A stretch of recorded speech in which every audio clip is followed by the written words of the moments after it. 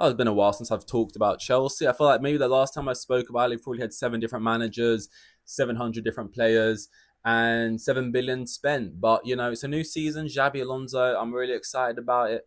And there's been some ingoings, some outgoings. To be fair, the ingoings I feel like have mainly been signings that were made like last year, and they finally just dropped in now. Some players going out, and I gotta say, I'm not outraged by anything yet. I mean, the player actually we did bring in, now I think about it, have made a signing. Don't know a thing about him. Don't know a lick of information about him.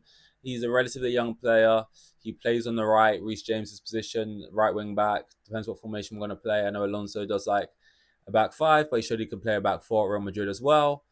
50 million. So in some ways you're thinking are we going down the same road? But they're not interested in Granit Xhaka kind of made me think, okay, now are they just sort of dropping the shoulder on me here, making me think that they're willing to buy someone over the age of like 25? If that player is £8 million, I don't know, but that kind of gave me some confidence at least that they're open to it.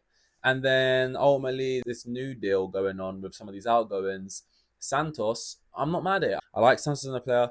I would have kept him, but it's much like Noni. I would have kept Noni as well. But then when the good money comes in, you go, okay, well with that money we could maybe go and do something better, because ultimately Noni's stats. Everyone goes on about how shit Raheem Sterling was, and Raheem Sterling never really worked out. It looks like his career was kind of tailing off. He still hasn't been able to get that back on track. But like his stats, his output wasn't the highest. It still outdid every season he was here, Mudryk and Noni. So his stats were never amazing. He got in the England squad this year. Stats weren't great for Arsenal either. So like I wouldn't have sold Noni. I liked Noni, but when that money came in, I'm like, sure, right. What pissed me off with the Noni signing was then what we did with that money. If we went and then spent that Noni money and then 20 million extra on Javi Simmons, in that moment I would have been pretty happy. But instead, we took that money and put it into Garnacho, who, by the way, we are open to selling at the moment. But yeah, 12 months ago, we then put that money into Garnacho, and that just infuriated me. Because to me, we're just trading money. We're just, here's 40 million, after we've just lost 40 million or gained 40 million, and directly, basically, just, although it's not between the same club, we're doing a trade of Noni and Garnacho. I think Noni's better. I think he's better.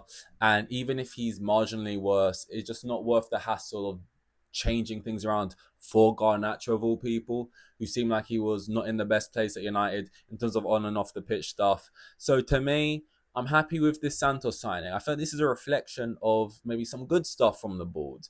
Now, we don't get to see that often, but just in the sense, so I think the Xabi Alonso signing is, to me, they say like don't just say you're sorry, show me you're sorry, right?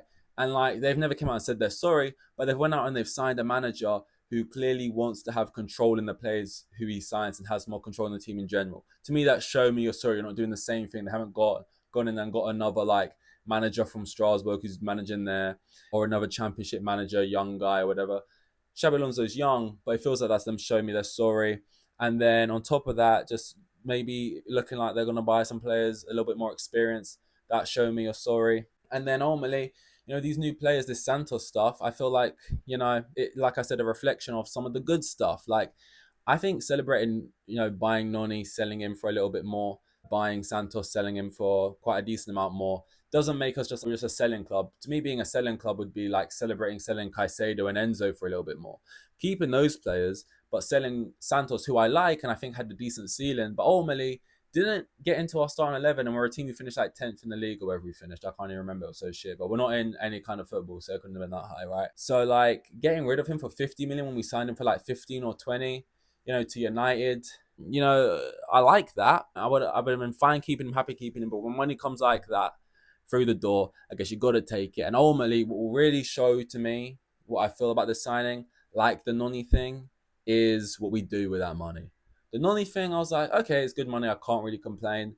What really soured it, well, firstly, it'd be in Arsenal, but secondly, the fact that we kind of just seem to go for Garnacho. So, like, if we bring in a decent midfielder who I rate with that money, then I'll be happy. If we go buy some turd from, like, Arsenal's rejects or, you know, United's bench or something like that, then yeah, I'm going to be a little bit like, well, I would rather just keep Santos. So it's what we do with the money.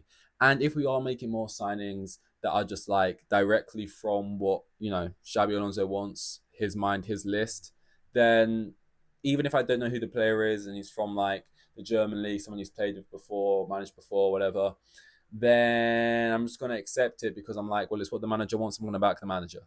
But it's exciting to feel like we're getting into a new season. I guess I am quietly optimistic, hence why I'm even talking about Chelsea again. It just kind of gets a bit boring and repetitive to just always be going the football shit every week. It's not good enough. The ownership are fucking idiots.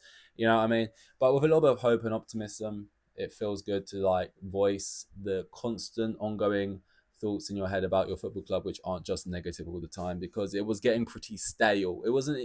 Things weren't even going wrong in a fun way. It was just like boringly bad. But yeah, that's about it.